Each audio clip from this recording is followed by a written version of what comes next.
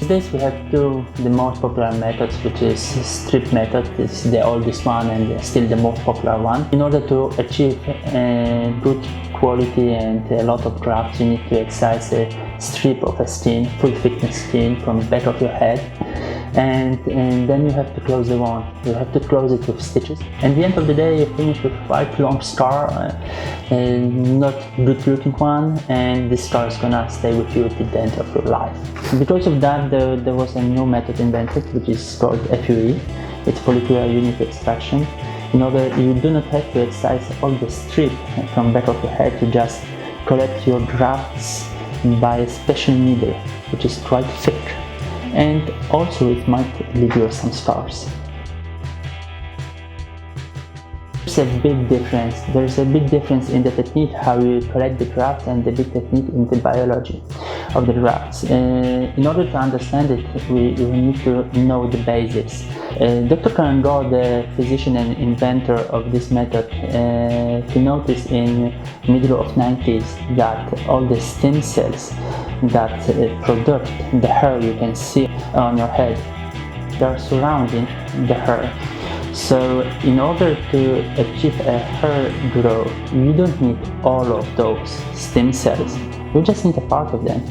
So in traditional method, which is FUE method I mentioned before, you have a quite thick needle which will collect all of the stem cells from the donor area in order to transplant them to the front, to the recipient area. In our method, in our hair stem cell transplantation, we just collect part of our stem cells, and we leave some of them behind.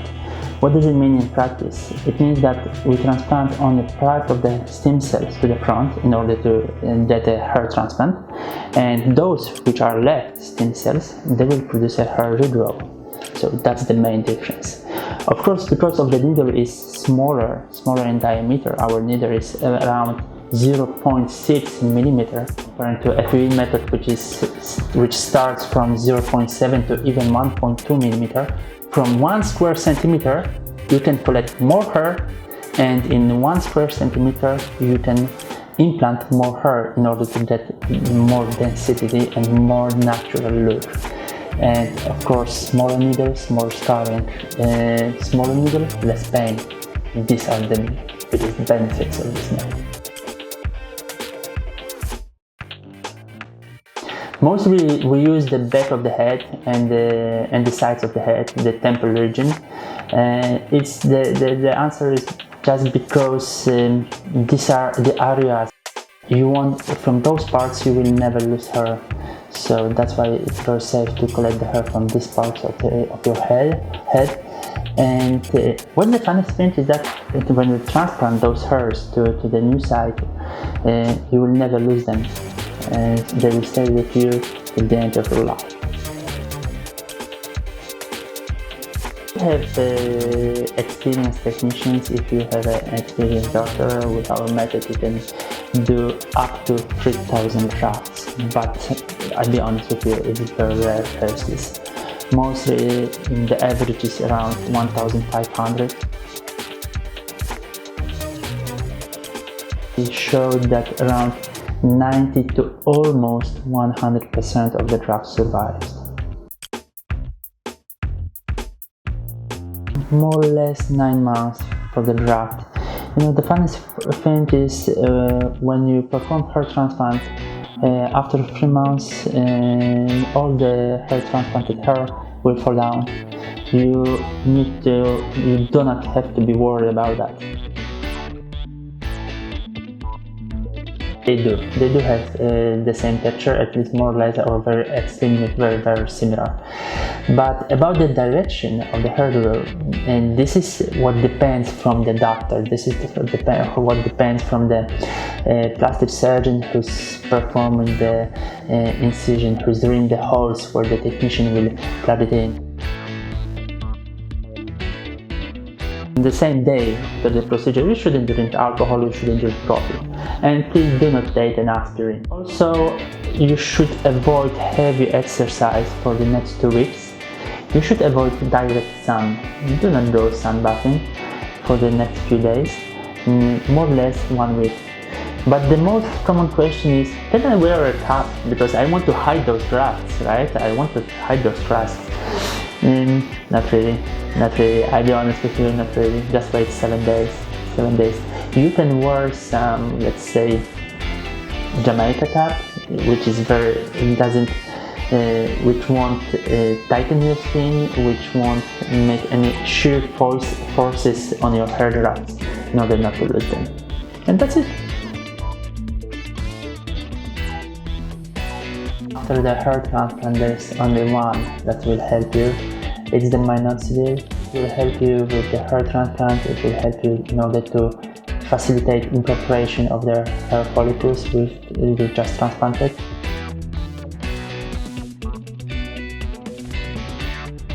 It doesn't affect the surgery and the effect of the surgery, but the only issue is you have to avoid the direct sun. It's no problem to move from car to your office, from car to your home, or go shopping, right? It's about sunbathing. Try to avoid the direct sun. About traveling, no problem at all. Direct after the procedure, you can drive a car, you can go and take a plane. It's no problem at all. It's impossible. Well, it's possible, but it's extremely hard. And as I mentioned before, our hair stem cell transplant is because we use very thin needle. It's a very precise method. So we need to have a good point of view. We need to have a good view on the surgical field. The best solution is just to shave the head in order to get the best results.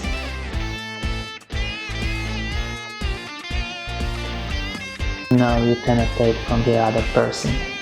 Not these days, maybe in the future, but not now. Other parts of the body, in theoretical modes, it's no problem at all, you can take it. But you need to know that, first of all, the texture of the hair is completely different, and the color is also different compared to the one you have on the head. When you ask such a question, it means that you're quite bald, and it means that you don't have enough hair on typical donor side, so I mean on the back or sides of your head. So honestly, in my opinion, it's quite pointless because you will never get so many hair from other parts of your body in order to cover all your baldness. The best age is around 30, just because 30 or a little bit above, because during that time already the baldness pattern is well established, so you can predict how it's going to behave in the future.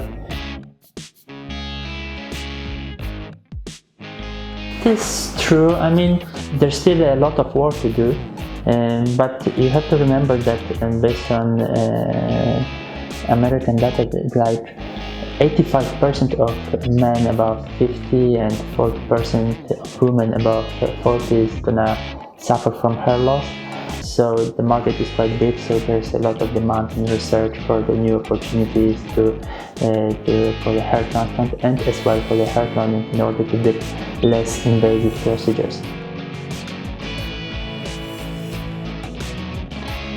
Treatments are completely different, and for completely different types of the patients and different problems they occur. PRP treatment, it's a good option for patients who still haven't lost a lot of hair, who are still happy with their hairline, but they already notice that there's something going on, that their hair are thin, that they start to lose their hair.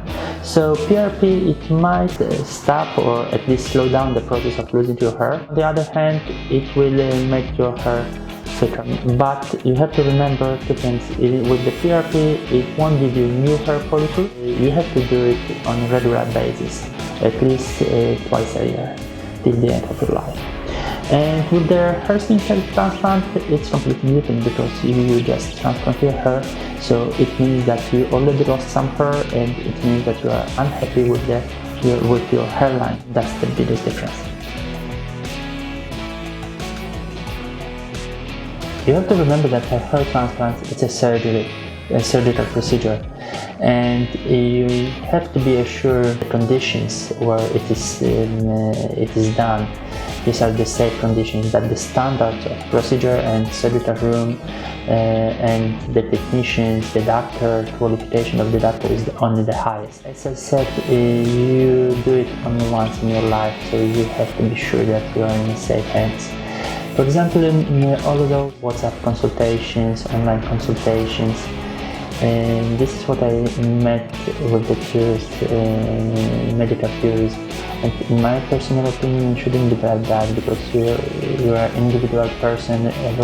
Each of us is completely different person with a different problem, with a different aesthetic taste. In my opinion, you should meet your doctor before the consultation, not during the same day of the procedure. So the good examination, the good standards of the hospital, of the facility, these are the most important. And that's not the price, because as I said, you just do it once in your lifetime, and as it is surgical procedure, you know, we say as a surgeons, we always say if it's good, but when it's bad, then it's a big problem which you have to force, and better to do it in the place where you live, because when there are any complications occur, so you are in safe hands. You need to know that you are in safe hands. And of course, about the quality, you know, we do here the hair stem cell transplant. As far as I know, we're the only one in this region who do that.